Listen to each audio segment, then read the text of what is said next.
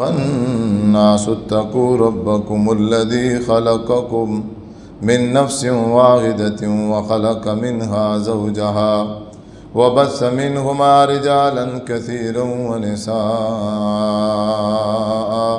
واتقوا الله الذي تساءلون به والأرحام إن الله كان عليكم رقيبا يا أيها الذين آمنوا اتقوا الله وقولوا قولا سديدا يصلح لكم أعمالكم ويغفر لكم ذنوبكم ومن يطع الله ورسوله فقد فاز فوزا عظيما قال الله تبارك وتعالى في القرآن المجيد والفرقان الحميد أعوذ بالله من الشيطان الرجيم وسارعوا إلى مغفرة من ربكم وجنة عرضها السماوات والأرض أعدت للمتقين الذين ينفقون في السراء والضراء والكاظمين الغيظ والعافين عن الناس والله يحب المحسنين والذين إذا فعلوا فاحشة أو ظلموا أنفسهم ذكروا الله فاستغفروا لذنوبهم ومن يغفر الذنوب إلا الله ولم يصروا على ما فعلوا وهم يعلمون أولئك جزاؤهم مغفرة من ربهم وجنات تجري من تحتها الأنهار خالدين فيها ونعم أجر العاملين۔ ہر قسم کی حمد و ثنا اللہ وحدہ لا شریک کی ذات کے لیے، درود و سلام آقا دو جہان جناب محمد صلی اللہ علیہ وآلہ وسلم کی ذات اقدس مبارکہ پر خاص اور مختص ہوں۔ پارہ نمبر 4 ہے، سورۃ آل عمران ہے، آیت نمبر 133، 34، 35۔ اللہ تعالیٰ فرماتے ہیں وَسَارِعُوا إِلَى مَغْفِرَةٍ مِّن رَبِّكُمْ وَجَنَّةٍ، اپنے رب کی بخشش کی طرف جلدی کرو، یعنی اللہ تعالیٰ ہمیں معاف کر دے، اللہ تعالیٰ سے اپنے گناہوں کو معاف کرانے میں کیا کرو؟ جلدی کرو۔ وَجَنَّةٍ، اور جنت میں داخل ہونے کے لیے بھی کیا کرو؟ جلدی۔ جنت کون سی؟ عرضها السماوات والارض، جس کی چوڑائی آسمانوں اور زمین کے برابر ہے۔ اعدت للمتقین، اور یہ جنت متقین لوگوں کے لیے تیار کی گئی ہے۔ یعنی جنت میں کون جائیں گے؟ متقین لوگ جائیں گے۔ آج 11 شوال ہے، یعنی رمضان المبارک کو ہم سے جدا ہوئے کتنے دن ہو گئے؟ آج 11واں دن ہے۔ اللہ تعالیٰ نے قرآن مجید میں ارشاد فرمایا تھا یا ایھا الذین آمنوا کتب علیکم الصیام کما کتب علی الذین من قبلکم لعلکم تتقون۔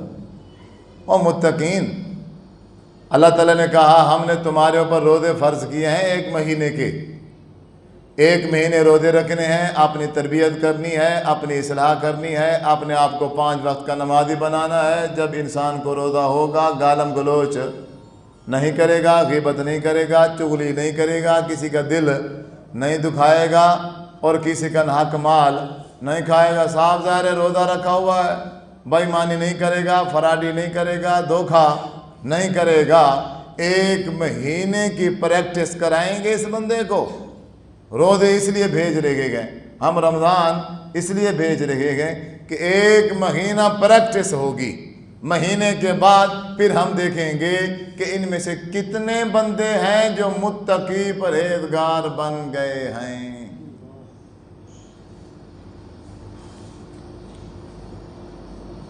وہ تو اس مسجد کے جو امام صاحب ہیں وہ بتا سکتے ہیں کہ ہمارے اس معاشرے میں کتنے ساتھی ایسے ہیں جو اب متقی اور پرہیزگار بن گئے ہیں۔ وہ کیسے کہ ماشاءاللہ یہ بندہ رمضان سے پہلے 5 وقت کا نمازی نہیں تھا، رمضان کا مہینہ آ گیا اور اس نے روزے رکھے اور نماز پڑھنی شروع کر دی۔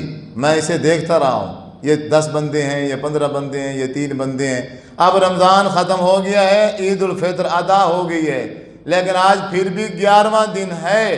وہ بندہ اسی طرح لگاتار جیسے رمضان میں نماز پڑھتا تھا، بلا ناغہ 5 نمازیں ادا کر رہا ہے۔ اس بندے کے اندر یہ خرابی تھی، اس بندے کے اندر یہ بیماری تھی۔ اب اس بندے نے کیا کیا ہے؟ رمضان کے روزے رکھے ہیں، 1 مہینہ پریکٹس اللہ نے کرائی ہے۔ اب الحمدللہ اس کے اندر وہ جو کمی کوتاہی تھی، وہ جو بیماریاں تھیں، وہ ساری کیا ہو گئی ہیں؟ ختم ہو گئی ہیں۔ اب بندہ کیا بن گیا ہے؟ تو آرے جو چوکے بنے،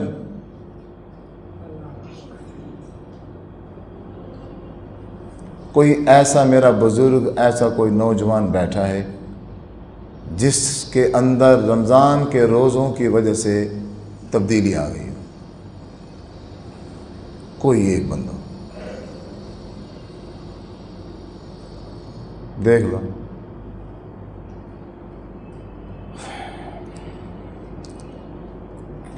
جنت متقی لوگوں کے لیے، اگر انسان متقی نہیں گئے تو جنت بھی نہیں۔ اب وہ متقی کون ہے؟ رمضان کی تو پریکٹس ہوئی، کمی کوتاہی ہو گئی، ہم نہ بن سکے، اب بھی موقع ہے، اب بھی وقت ہے، اب بھی ٹائم ہے۔ میں اور آپ اب بھی متقی بن سکتے ہیں، اور متقی بننے کا پورا پروسیس اللہ تعالیٰ نے یہ سورت میں بتا رکھا ہے، سورت آل عمران ہے۔ ابھی میں ترجمہ کروں گا، اللہ تعالیٰ بتا رہے ہیں کہ تم میں سے بندہ متقی اور پرہیزگار کیسے بنے گا۔ نمبر 1 فرمایا الذین ينفقون فی السراء والضراء۔ متقی لوگ وہ ہیں، متقی شخص وہ ہے ينفقون فی السراء والضراء، جو بندہ حالات اچھے ہیں پھر بھی اللہ کے راستے میں خرچ کرتا ہے۔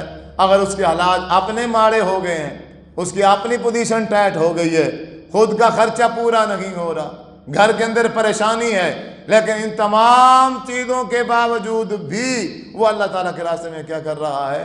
خرچ کر رہا ہے، تو متقی پرہیزگار شخص کی پہلی نشانی یہ ہے، ہر حال میں وہ اللہ تعالیٰ کے راستے میں کیا کرے گا؟ خرچ کرے گا۔ رمضان میں آپ دیکھیں کہ ہم میں سے ہر بھائی کی کوشش ہوتی ہے، ہر بھائی کی خواہش ہوتی ہے کہ میں زیادہ سے زیادہ خرچ کر دوں۔ روزہ رکھا ہوتا ہے، رمضان کی برکتیں ہوتی ہیں، شیطان زنجیروں میں جکڑا ہوا ہوتا ہے، نیکی کا جذبہ ہوتا ہے، نیکی کا شوق ہوتا ہے۔ اب وہ نیکی کا جذبہ، نیکی کا شوق، اللہ کے راستے میں خرچ کرنے کی عادت پورا 1 مہینہ پریکٹس کرائی ہے، پورا 1 مہینہ تربیت کی ہے کہ اب باقی 11 مہینے اللہ کے راستے میں ایسے ہی اپنا مال کیا کرنا ہے؟ خرچ کرنا۔ اور جو اپنا مال اللہ کے راستے میں خرچ کرے گا، اور یہ نشانی کس بندے کی ہے؟ متقی اور پرہیزگار کی۔ ہمارے معاشرے میں ایسے ایسے بھائی ہیں، ایسے ایسے بزرگ ہیں جن کو اللہ تبارک و تعالیٰ نے دولت دے رکھی ہے، اور وافر مقدار میں دولت ہے، لیکن ان بیچاروں کی پوزیشن یہ ہے، نہ اللہ کے راستے میں خرچ کرتے ہیں اور نہ اپنے وجود پہ خرچ کرتے ہیں، نہ اللہ کے راستے میں خرچ کرنے کی توفیق، اور نہ اپنے اوپر، اپنی بیوی پر، اپنے بچوں پر، اپنی ماں باپ پر بالکل کچھ بھی خرچ کرنے کی عادت نہیں ہے۔ ان کی عادت کیا ہے؟ ایک دکان بن گئی ہے، بس پیٹ پہ پتھر باندھو، دوسری دکان بنائیں گے، پھر تیسری، پھر چوتھی، پھر پانچویں، پھر چھٹی، وہ دکانیں بناتے بناتے بناتے نہ کبھی اچھا کھایا نہ کبھی اچھا پہنا، موت آ گئی۔ اور حضور صلی اللہ علیہ وسلم نے شاہ فرمایا انسان کا جو مال ہے، انسان کی جو دولت ہے، وہ صرف یہی ہے جو اس نے کھایا اور جو اس نے پہن لیا، بس یہ اسی کا ہے، اور باقی جو بچ گیا ہے وہ پیچھے وارثوں کا ہے۔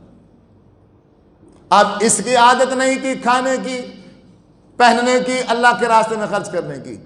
اب جو اس کے اندر سے پیدا ہوئے ہیں انہوں نے باپ کو دیکھ دیکھ کے تربیت حاصل کی ہے۔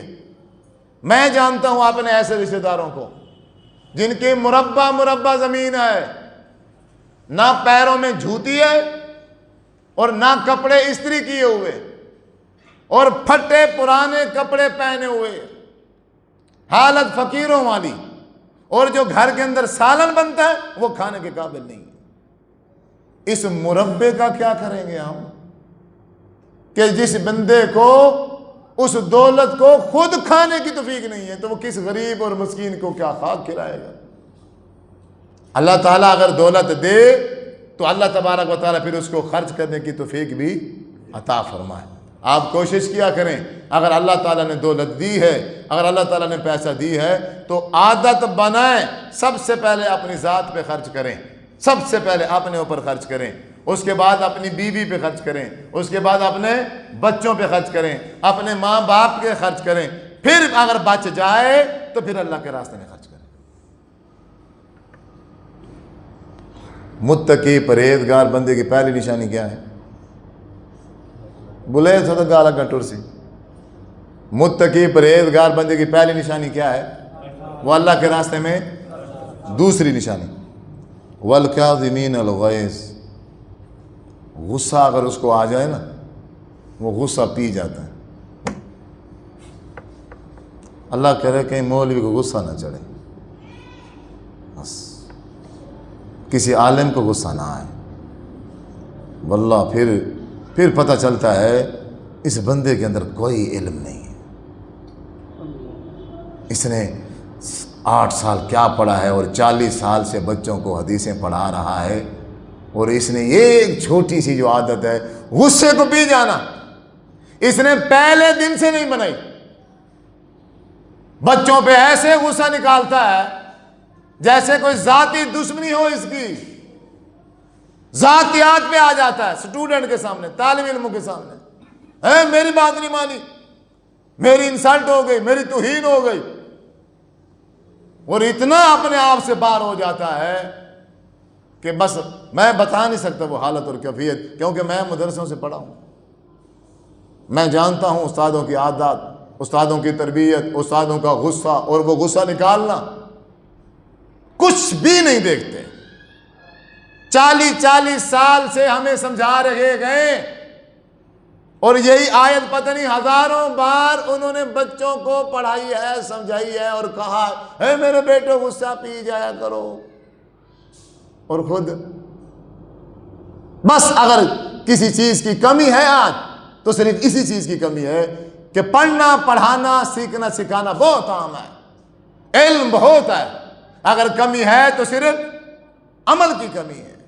اگر میں استاد یہ قرآن مجید کا ترجمہ خود پڑھ کے سمجھ کے اگر میں اسی کے مطابق اپنے آپ کو ڈھال لوں تو میرے سامنے جو طالب علم بیٹھے ہیں ان کی تربیت کرنے کی ضرورت ہی نہیں ہے، وہ میری ہر عادت وہ چاہیں یا نہ چاہیں ایٹومیٹک ان کی طبیعتوں میں رائج ہو جائے گی، راسخ ہو جائے گی۔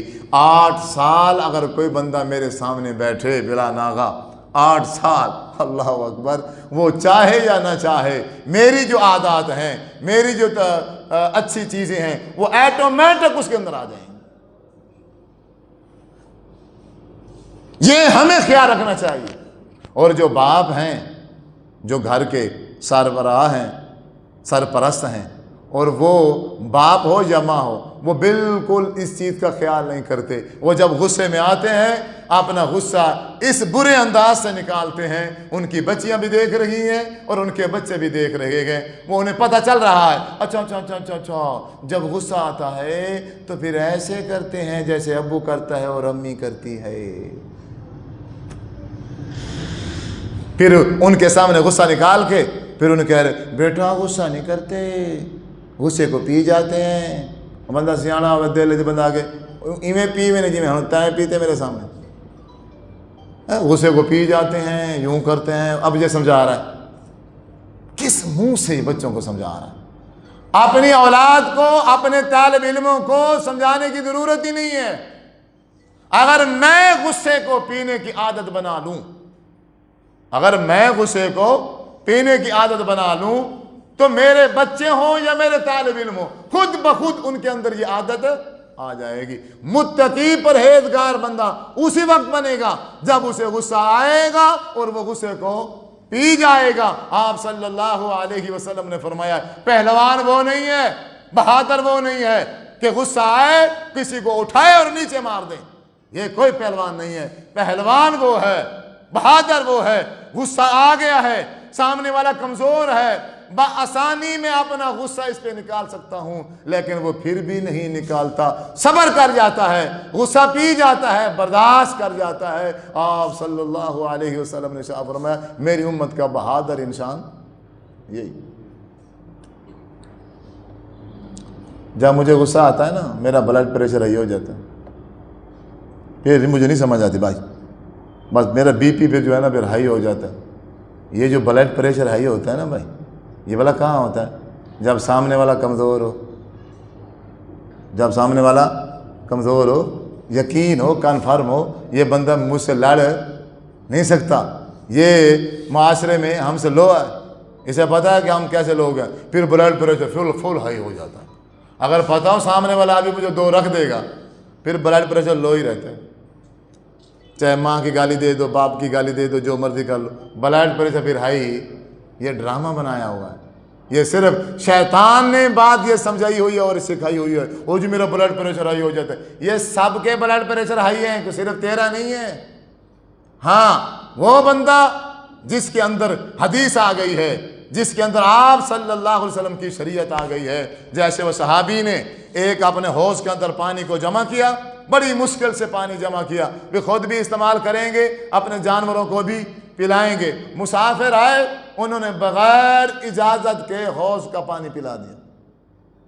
صحابی رسول فرماتے ہیں جب میں باہر آیا میں نے دیکھا کہ انہوں نے میری بغیر اجازت کے وہ مشقت سے اکٹھا کیا ہوا پانی اپنے جانوروں کو پلا لیا ہے، پانی ختم کر دیا ہے۔ میں نے جب پوچھا، مجھ سے کہتے ہیں تم کون ہوتے ہو، تمہاری ایسی کی تیسی، یہ حال ہے۔ ایک میرا پانی پلا دیا اور الٹا مجھے لڑنے کے لیے تیار ہو گیا۔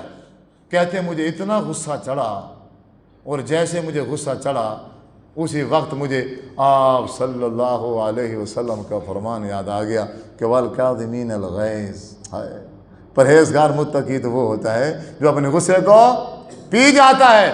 پھر آپ صلی اللہ علیہ وسلم کی بات مجھے یاد آ گئی کہ جب غصہ آ جائے تو اس غصے کے وقت اپنے آپ کو کنٹرول کیسے کرنا ہے۔ آپ صلی اللہ علیہ وسلم نے تربیت کی ہے کہ اعوذ باللہ من الشیطان الرجیم پڑھنا ہے، اور جس حالت میں بندہ کھڑا ہے اپنی وہ کیفیت، اپنی وہ حالت تبدیل کرنی ہے۔ کہتے ہیں میں نے اعوذ باللہ پڑھا، میں کھڑا تھا، بیٹھ گیا، بیٹھنے سے بھی میرا غصہ نہیں جا رہا تھا، پھر میں لیٹ گیا، انہوں نے کہا لو جی پہلوان کے کام دیکھو، ابھی تو ایسے آیا ہے جیسے بندہ مار دے گا، اب دیکھو لیٹ گیا ہے، سو گیا ہے۔ اور ان نادانوں کو کیا پتا کہ یہ صحابی رسول کیوں لیٹ گیا ہے، کیوں کہ یہ امت محمدیہ کا صلی اللہ علیہ وسلم کا یہ بہادر اور پہلوان شخص ہے کہ جس نے قدرت بھی ہے غصہ نکالنے کی، اس کے گھر آئے کھڑے ہیں، نکال سکتا ہے، لیکن پھر بھی آپ صلی اللہ علیہ وسلم کی بات کو مان کے اس نے اپنا غصہ نکالا نہیں بلکہ غصے کو پی گیا۔ کیا ہمیں بھی عادت ہے غصہ پینے کی؟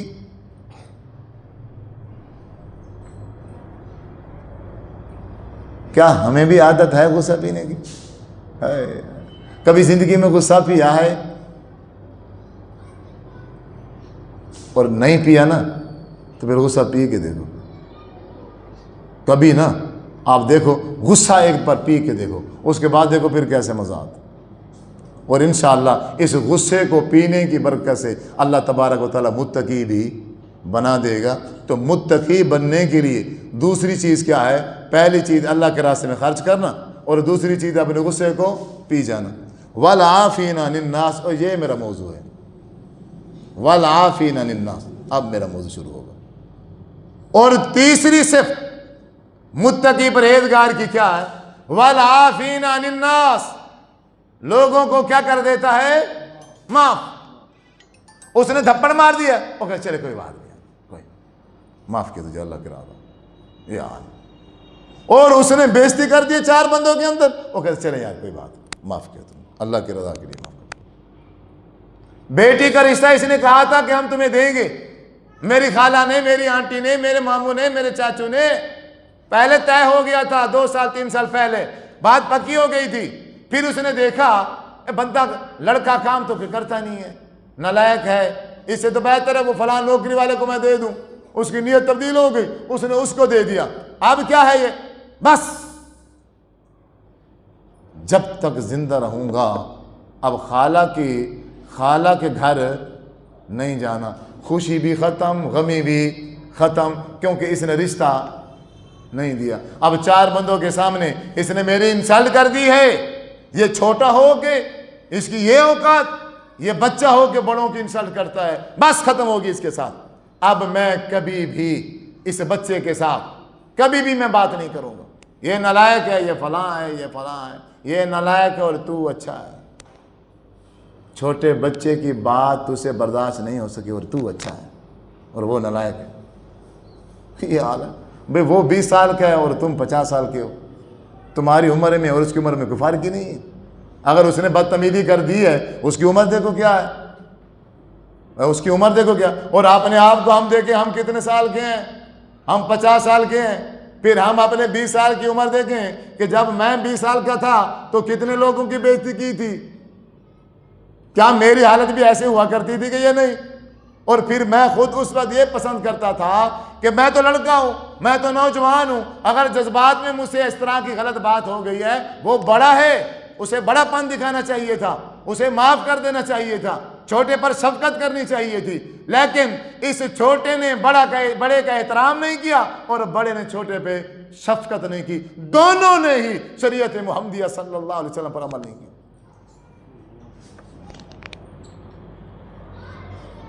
کوئی بھی وجہ بنی ہے اختلاف کی، ناراضگی کی، ایک دوسرے سے نہ بولنے کی، کوئی بھی وجہ بن گئی ہے، اب یہ ناراض ہے، اور ہمیں شریعت صرف کسی سے ناراض ہونے کے لیے 3 دن کی اجازت دیتی ہے، صرف 3 دن بس۔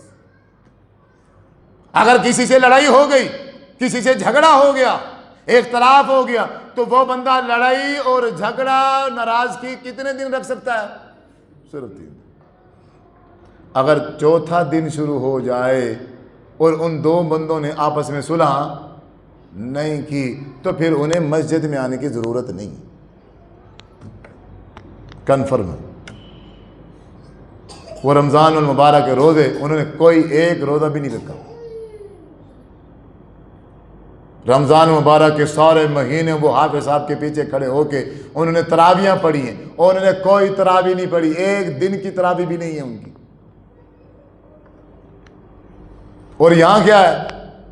5 وقت کا نمازی ہے، تکبیر اولیٰ نہیں چھوٹتی اس کی، تکبیر اولیٰ اس کی، لیکن دل کے اندر بغض اتنا بھرا ہوا ہے، من اتنا گندا ہے، من اتنا کالا ہے، یہ اپنے مسلمان بھائی سے 1 مہینہ ہو گیا ہے، 1 سال ہو گیا ہے، 1 ہفتہ ہو گیا ہے، یہ گفتگو نہیں کرتا، سلام تک نہیں کرتا۔ آپ صلی اللہ علیہ وسلم نے فرمایا 3 دن گزرنے کے بعد جب چوتھا دن آتا ہے تو اللہ تبارک و تعالیٰ ان دونوں کی نماز کو قبول نہیں فرماتا، بلکہ دوسری حدیث میں ہے، حضور نے فرمایا ہے میں ہر سوموار کا اور جمعرات کا روزہ رکھتا ہوں، صحابہ نے پوچھا یا رسول اللہ صلی اللہ علیہ وسلم آپ سمار کو روزہ کیوں رکھتے ہیں؟ فرمایا میں سمار کا روزہ اس لیے رکھتا ہوں کہ سمار والے دن میں پیدا ہوا، سمار والے دن میں کیا ہوا؟ پیدا ہوا، تو میں اپنی میلاد کی خوشی میں، میلاد والے کے بیٹھے ہیں، میں اپنی میلاد کی خوشی میں کیا رکھتا ہوں؟ جس کا میں نے اور آپ نے کلمہ پڑھ کے اسلام قبول کیا، اپنے آپ کو مسلمان کہلاتے ہیں، ہمارے اس نبی نے جس کا ہم میلاد مناتے ہیں خوشی میں آ کے، حضور نے خوشی میں آ کے اپنا میلاد ہر ہفتے منایا ہے، ہر ہفتے، سوموار والے دن، ہر سوموار کو آپ صلی اللہ علیہ وسلم نے اپنی زندگی میں ہر سوموار کے دن اپنا میلاد منایا، اپنے میلاد کی خوشی میں کیا رکھا ہے؟ روزہ۔ لیکن آج کے مسلمان کیا کرتے ہیں؟ ہر سوموار نہیں کرتے، بلکہ سال کے بعد صرف 12 ربیع الاول کے دن وہ بھی روزہ نہیں رکھتے، بلکہ کیا کرتے ہیں؟ حضور کے نام کے چاول کھا کے پھر کہتے ہیں ہم سب سے بڑے عاشق ہیں۔ یہ عاشق ہیں، پتہ نہیں جاہل ہیں۔ بھائی جس کا میلاد آپ منا رہے ہو، اس نبی صلی اللہ علیہ وسلم نے اپنی زندگی میں خود اپنا میلاد منا کے امت محمدیہ کو دکھا دیا ہے۔ اب جس کو نبی سے محبت ہے، اب جس کو نبی کی پیدائش سے پر کیا ہے؟ خوشی ہے، حضور سے محبت ہے، وہ ہر سوموار کا روزہ رکھے، پتہ چل جائے گا کتنے عاشق ہیں۔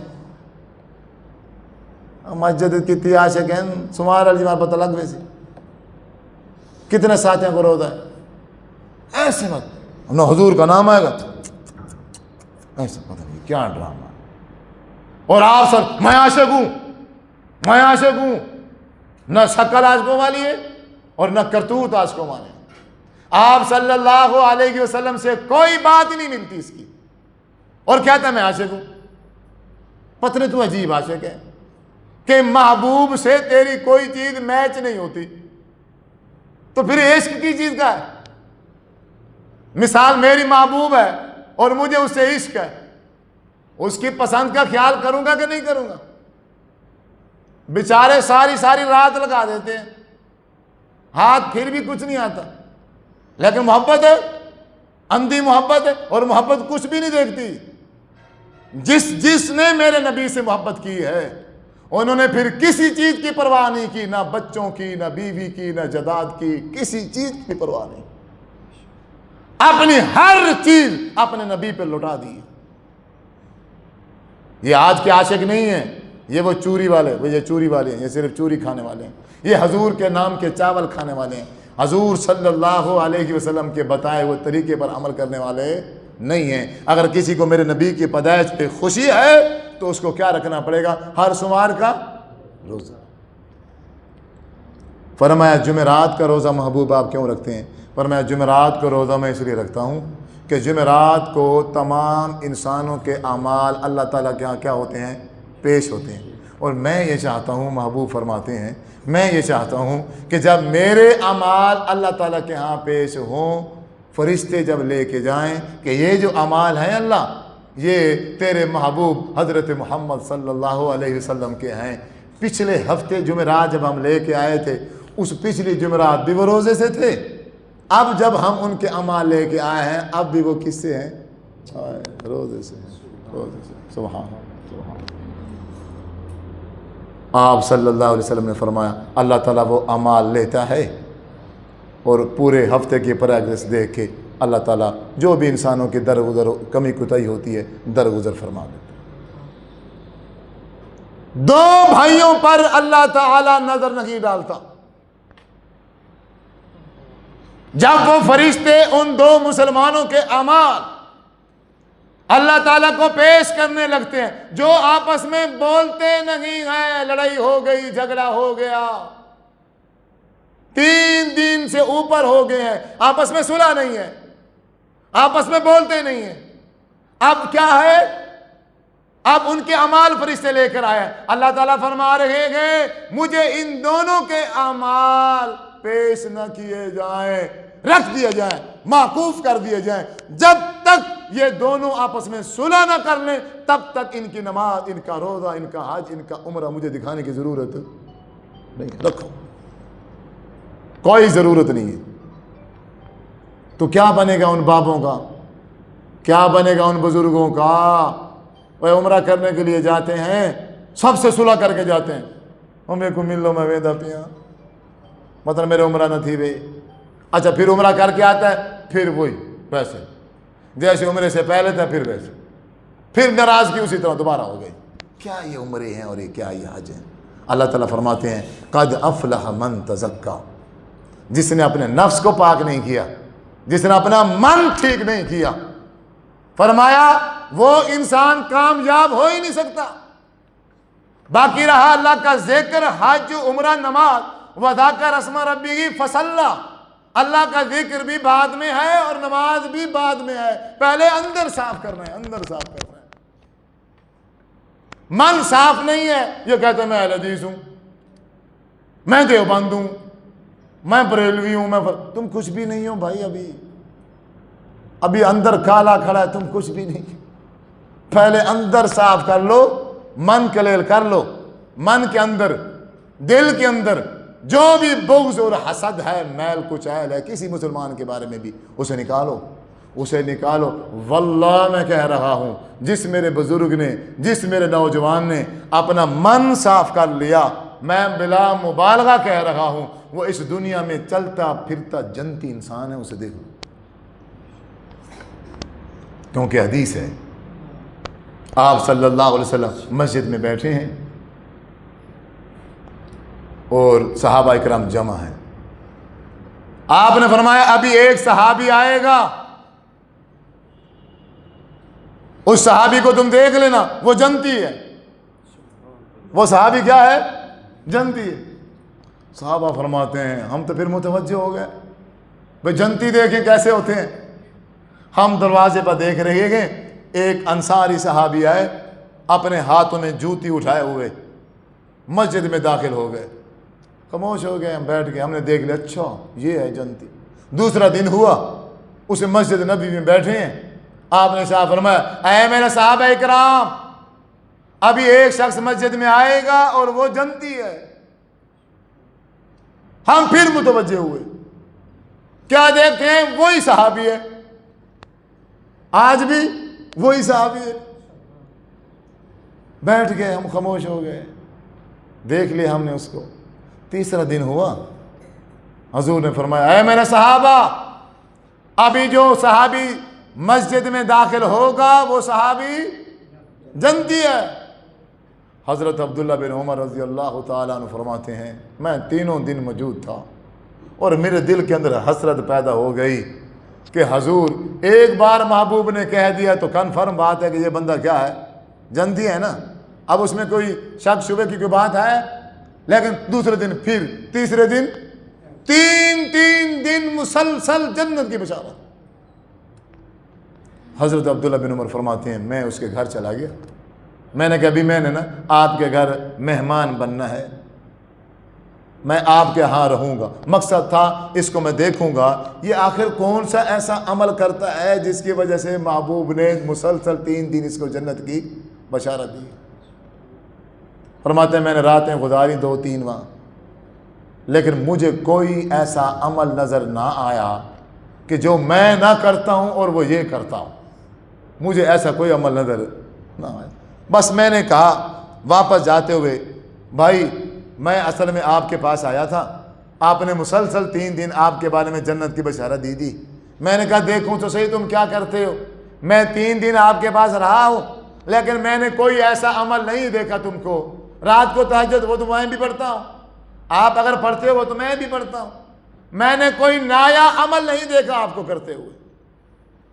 کون سی ایسی وجہ ہے، کون سا ایسا عمل ہے جس کی وجہ سے حضور نے آپ کے لیے 3 بار جنت کی بشارت کا کہا؟ فرمایا اور تو کوئی عمل نہیں ہے، بس ایک میری عادت ہے، ایک میرا عمل ایسا ہے۔ اب سننا یہ بات توجہ والی، یہ نمازیوں کے لیے بالخصوص ہے، جو نہیں پڑھتے وہ تو ویسے نالائق ہیں، انہیں تو ہدایت ملی ہی نہیں، لیکن جو 5 وقت کا نمازی ہے اگر اس کے اندر یہ چیز آ جائے تو پھر 5 وقت کی نماز پڑھنے کی کوئی ضرورت ہی نہیں ہے بھائی، وہ گھر میں لیٹ جاؤ، رضائی ڈالو اور آرام سے سو جاؤ۔ یہ مسجد میں آنا، وضو کرنا، 5 ٹائم پھر ٹائم نکالنا، کاروبار چھوڑنا، دکان بند کرنا. یہ کیوں دکانیں بند ہو رہی ہیں؟ کیوں کاروبار چھوڑا جا رہا ہے؟ کیوں اپنی مصروفیت میں سے ٹائم نکال کے مسجد میں آ رہے ہیں؟ جب میں اپنا من صاف نہیں کر سکتا تو پھر یہ اتنی محنت اور مشقت کرنے کی ضرورت کیا ہے؟ جب واضح کہا جا رہا ہے کچھ نہیں ہونے والا ہے، اللہ تعالیٰ دیکھنا گوارا نہیں کرے گا، قبول تو دور کی بات ہے، تو پھر یہ ساری محنتیں کرنا کے تو کوئی فائدہ نہیں ہے نا. صحابی رسول نے فرمایا اور تو کوئی عمل نہیں ہے میرے پاس، ہاں میری ایک عادت ہے، میں بلا ناغہ رات کو سونے سے پہلے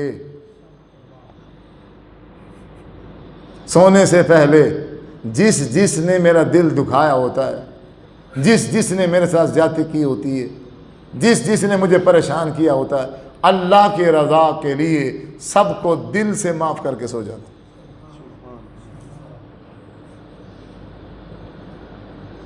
یہ عمل ہو سکتا ہے؟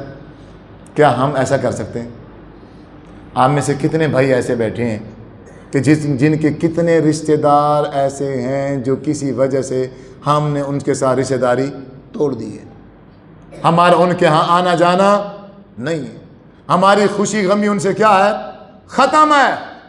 اور کچھ تو ایسے بزرگ ہوتے ہیں وہ کہتے ہیں مر جائیں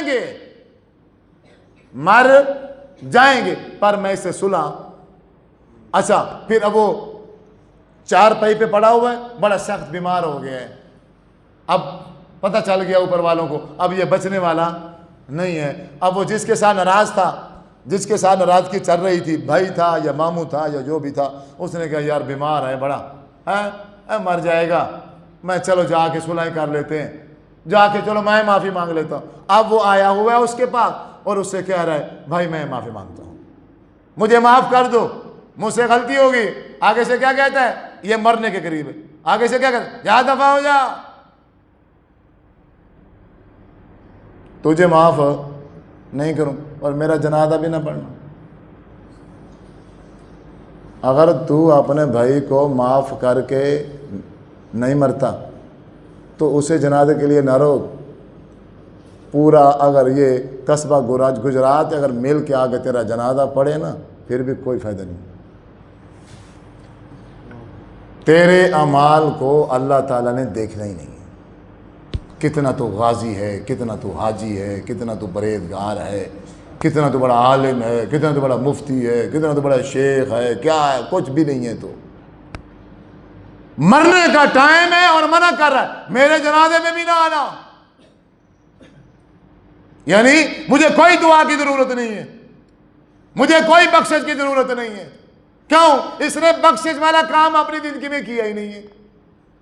صحیح بخاری کی حدیث ہے، آپ صلی اللہ علیہ وسلم نے فرمایا اگر انسان بے قصور ہے، قصور سامنے والے کا ہے، سارا قصور اسی کا ہے، میں بے قصور ہوں، میرا کوئی قصور نہیں ہے، پھر بھی آپ نے ارشاد فرمایا ہے اگر یہ بندہ جا کے جو بے قصور ہے جا کے پہل کرتا ہے، اسے کہتا ہے میں معافی مانگتا ہوں، میرا قصور ہے، اگر آپ قصور نہیں مانتے ہو تو میں مان جاتا ہوں، میں اللہ کی رضا کے لیے تم سے صلح کرنا چاہتا ہوں، اور اپنے بھائی کو معاف کر دیتا ہے. رسول اللہ صلی اللہ علیہ وسلم نے ارشاد فرمایا ہے کل قیامت کے دن اللہ تعالیٰ فرماتا ہے میں اپنے اس بندے کو میں معاف کر دوں.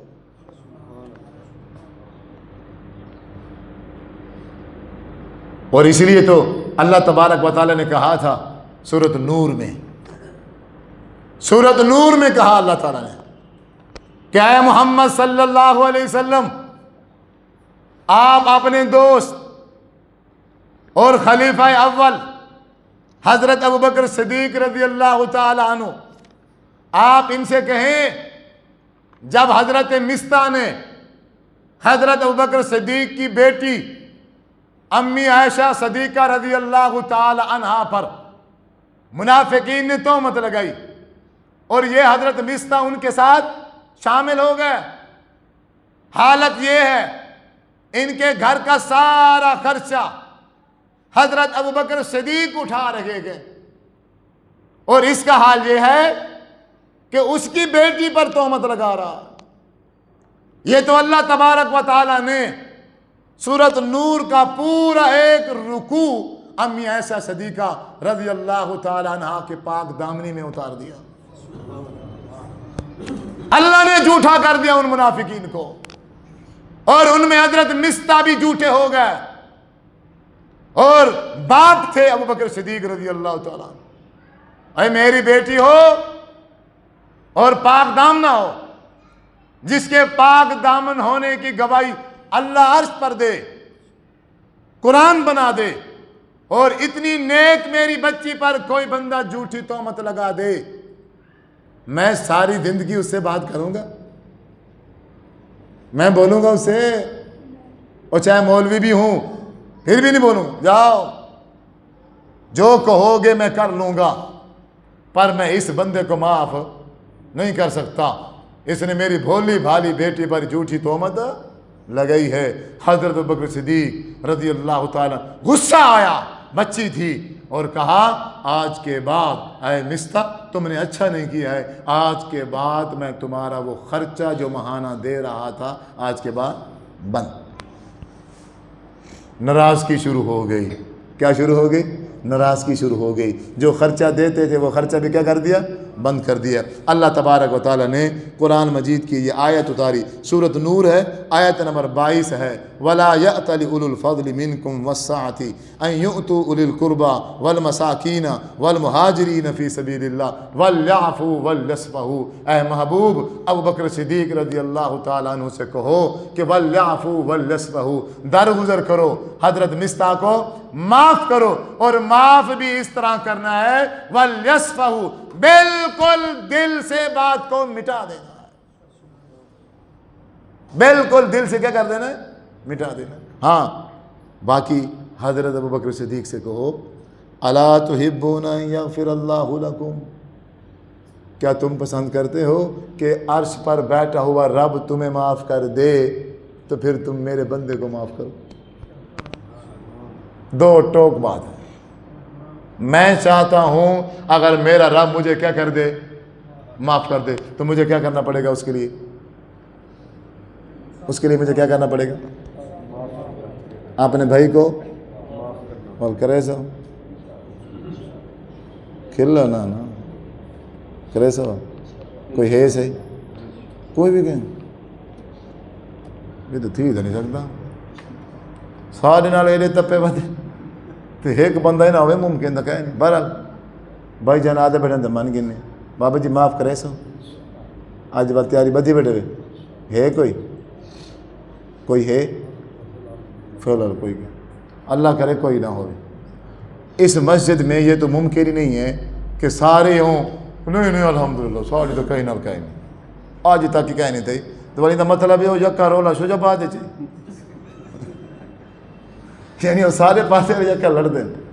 اللہ دے بندے ہو، اگر ہم یہ صفت اور یہ عادت اپنے اندر پیدا نہیں کر سکتے، اور یہ اتنی خطرناک ہے کہ میری ساری زندگی کی نیکی پھر میرے کام آنے والی نہیں ہے۔ کیوں؟ یہ عادت ایسی ہے، اس عادت سے پھر انسان کا جو من ہے، دل ہے، یہ صاف نہیں ہوتا۔ اوپر سے نمازیں ہوتی ہیں، روزے ہوتے ہیں، حج ہوتا ہے، عمرہ ہوتا ہے، لیکن اندر سے دل کیا ہوتا ہے؟ کالا ہوتا ہے۔ اللہ فرماتا ہے قد افلح من تزکا، یہ پاک کرے گا تو کامیاب ہوگا۔ پھر ہے وذکر اسم ربہ فصلی، ہاں اب تو دل صاف ہو گیا ہے، دل کیا ہو گیا ہے؟ صاف ہو گیا ہے، اب ذکر کر سبحان اللہ الحمدللہ اللہ اکبر، اور جو دل کرے ذکر کر۔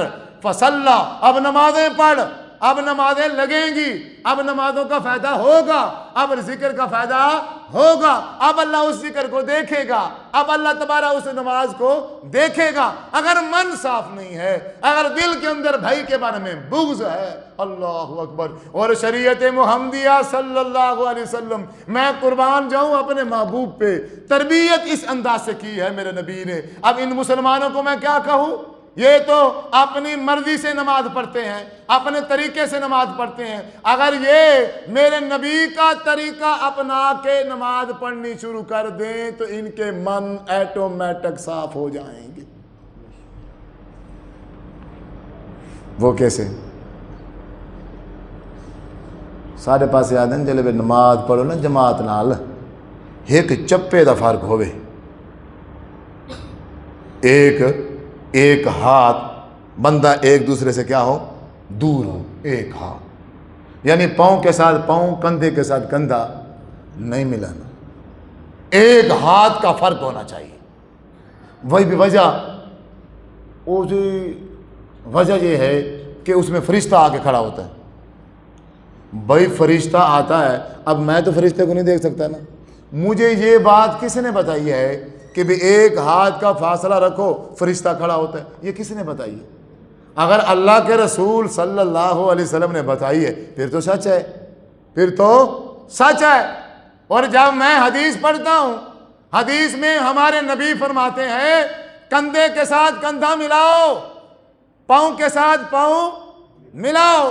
بے وجہ آپ صلی اللہ علیہ وسلم فرمایا جب تم کندھے کے ساتھ کندھا، پاؤں کے ساتھ پاؤں ملاؤ گے، اللہ تبارک و تعالی تمہارے دلوں میں ایک دوسرے کی محبت پیدا کر دے گا.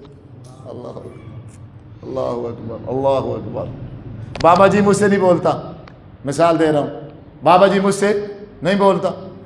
آج ہماری صبح کو لڑائی ہو گئی ہے، اب ظہر کی نماز کا ٹائم ہو گیا، اب ظہر کی نماز کا ٹائم ہو گیا، اب میں اس کے ساتھ کھڑوں گا؟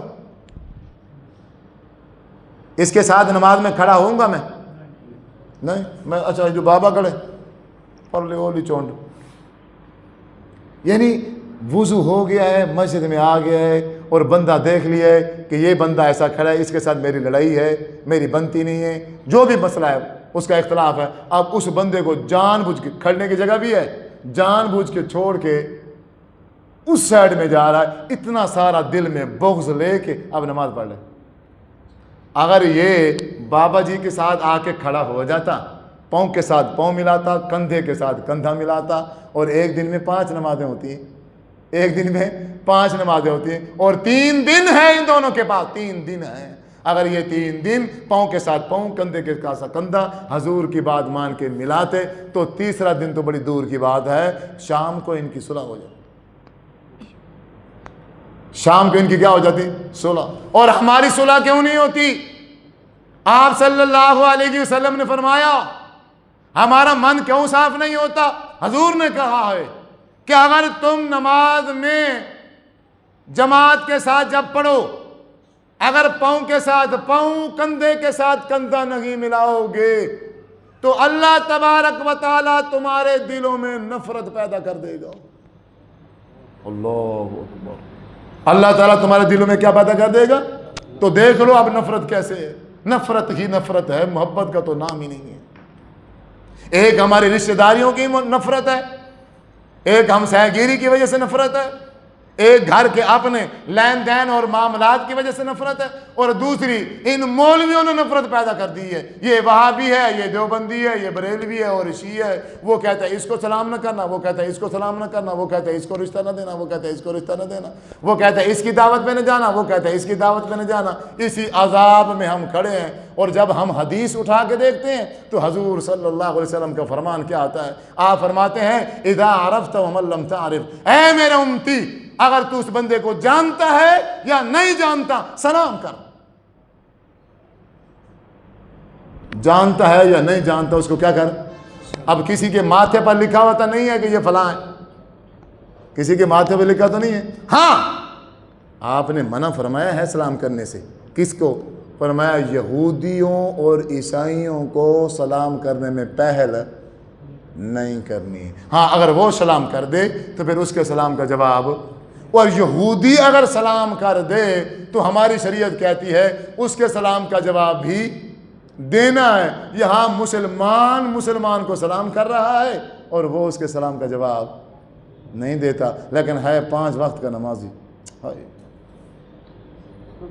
40 سال سے نماز پڑھ رہا ہے، 50 سال سے.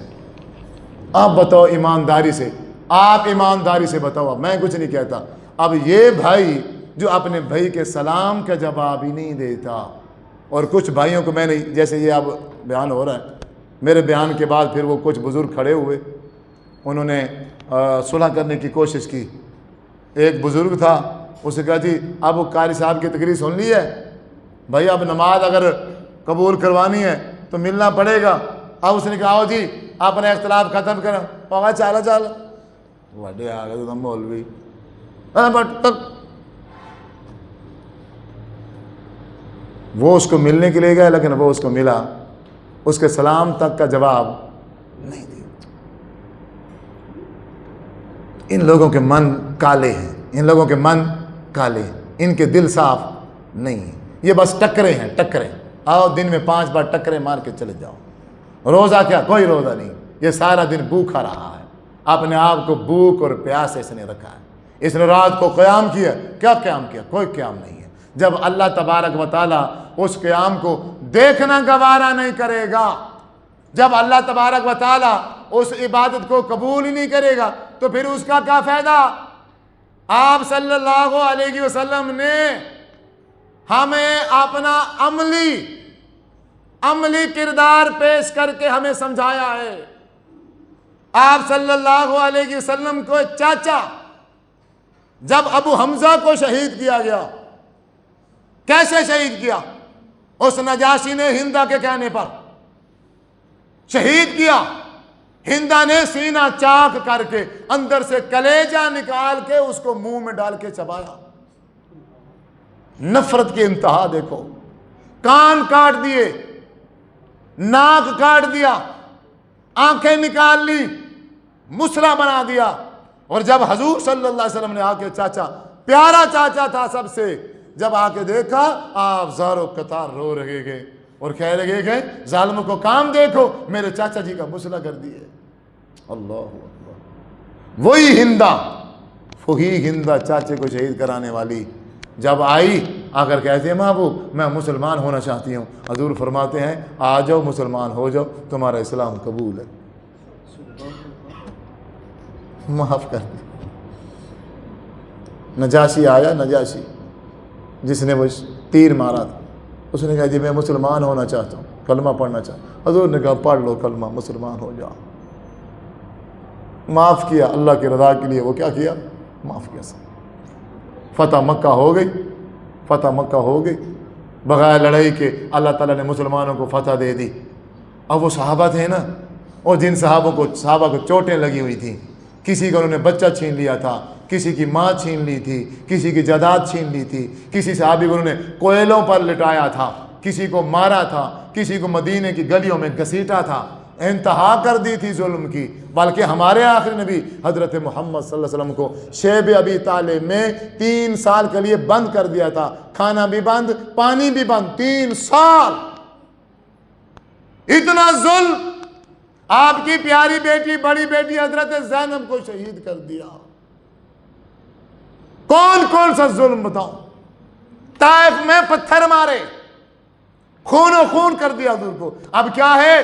वही मक्का फतह हो गया जिन्होंने मारा था, जिन्होंने बेटियों को तलाक दे दी थी, जिन्होंने बेटी को शहीद कर दिया था, चाचे को शहीद कर दिया था, सहाबा को शहीद किया, सहाबा पर जुल्म और ज़्यादतियां की। आज वही गिरफ्त में आ गए हैं। हजूर जंग जीत चुके हैं, फतह का ऐलान हो गया है, वो सब मुशरिक, वो सब काफिर आगे खड़े हैं सर झुका के। इधर से सहाबी बोलता है, अल-यौमुल मलहमा, अल-यौमुल मलहमा, ऊंची आवाज से कह रहा है, आज गोश्त का दिन है, आज बदले का दिन है, आज तलवार चलेगी, आज हम अपना बदला लेंगे, आज बोटी से बोटी कर देंगे हम। इसने मेरे ऊपर जुल्म किया था, इसने मेरे ऊपर ज्यादती की थी, इसने मेरे साथ ये किया था, आज हम अपने जर्रे जर्रे का बदला देंगे। अल्लाहु अकबर। जब हजूर के कान में ये आवाज पड़ी कि सहाबी ऐसा कह रहा है, तो आपने फरमाया, सहाबा खामोश हो जाओ, आज यौमुल मलहमा नहीं है, बल्कि आज अल यौमुल मरहमा है, आज रहम करने का दिन है। और आपने खड़े होके तमाम मक्का वालों को मुखातब करके कहा, ऐ मक्का वालों सुन लो, तुमने हमारे ऊपर जो जो ज्यादती की है, हमने तुम्हें अल्लाह की रजा के लिए सबको माफ कर दिया।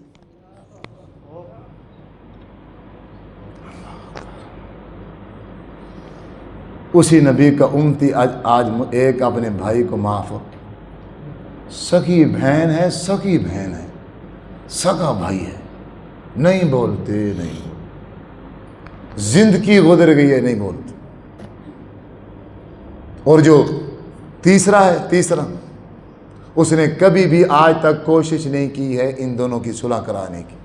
वो तीसरा क्या करता है? وہ بس اسے جب بھی موقع ملتا ہے وہ آگ لگاتا رہتا ہے، آگ لگا رہتا ہے۔ اب تو تیرا بھائی یوں کہہ رہا تھا، اچھا اس کو کہتے آج تو تیرا بھائی یوں کہہ رہا تھا، اس کو الگ آگ لگائے گا، اس کو الگ آگ لگائے گا، بے کبھی ایسا موقع نہ آ جائے کہ یہ دونوں مل جائیں۔ تیسرے کا حق بنتا تھا ان دونوں کی کیا کرا تھا؟